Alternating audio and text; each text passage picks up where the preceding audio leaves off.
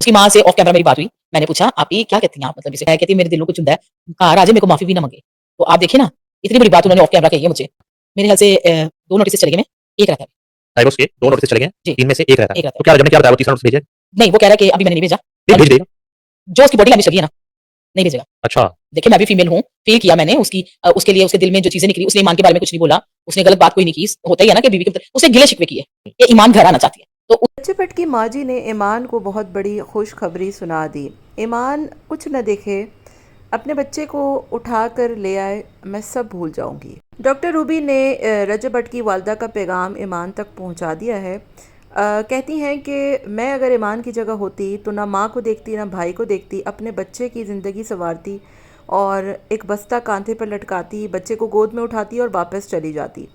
ईमान की वालदा नहीं चाहती कि रजब और ईमान की तलाक हो और रजब बट भी नहीं चाहता कि ईमान उससे दूर हो। रजब बट अपने बेटे की सालगिरह ईमान के साथ मनाना चाहता है। डॉक्टर रूबी ने बताया कि मैं बहुत सी इस तरीके के केसेस नोट करती हूँ। रजब बट ने ईमान को तलाक के 2 नोटिस भेजे हैं, लेकिन तीसरा वो नहीं भेजेगा। मैंने उसकी आंखों में ईमान के लिए प्यार और चमक देख ली है। वो नहीं चाहता ईमान से दूर होना, लेकिन वो ये भी नहीं चाहता कि वो ईमान को लेने जाए। ईमान को इस मौके पर चाहिए कि वो सबसे पहला फ़ैसला ये करे कि वो किवान को गोद में उठाए और वापस आ जाए, किसी की ना सुने।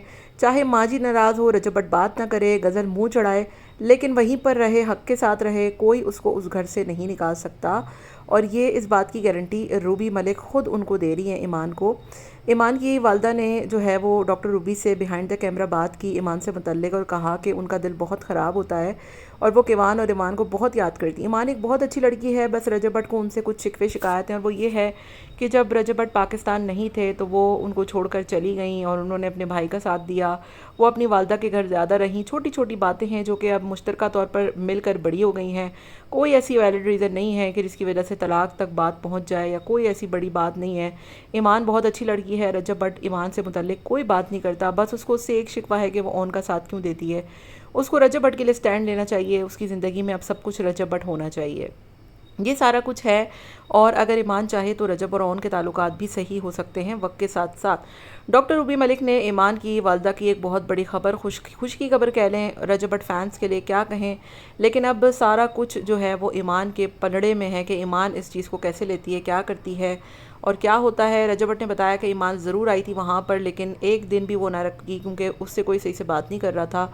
तो ज़ाहिर है उससे सब खफा थे। कुछ दिन वो वहाँ पर रुकती तो सब कुछ ठीक हो जाता। ऐसा नहीं था कि उसको जो है वो कोई कुछ पूछ नहीं रहा था, सब उससे नॉर्मल थे, लेकिन बस उसको जो है वो ये था कि उसका बहुत खुले दिल से वेलकम हो, उसके राहों में फूले बिछें और बहुत कुछ हो।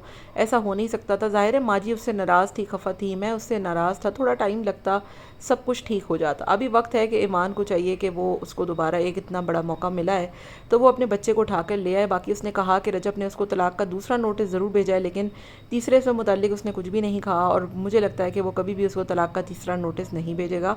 उसकी आंखों की चमक देखकर इस बात का उन्होंने अंदाज़ा लगा लिया, और उनकी बातें सुनकर इस बात का अंदाज़ा लगाया जा सकता है कि रजब अपने बेटे की सालगिरह ईमान के साथ मनाना चाहता है। आपका क्या ख्याल है? कमेंट में ज़रूर बताइएगा।